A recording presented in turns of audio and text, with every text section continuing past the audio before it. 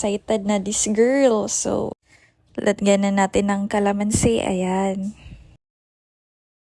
Ito pala yung mga napili namin order. May siomai, ngoyong, puso, at saka anli kalamansi at anli sausawan pala dito sila.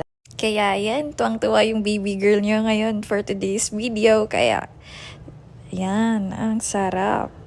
Puso pa lang yan pero tignan nyo yung pagmumukha ko. Sobrang nasasarapan na talaga. Yan.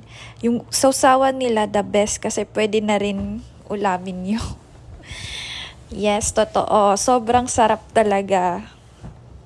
Ayan, pinagpapawisan na nga ako eh. Ito, best combo siya pag naglagay kayo ng seaweeds tapos rice. Ayan. Sa ngoyong naman, itry natin.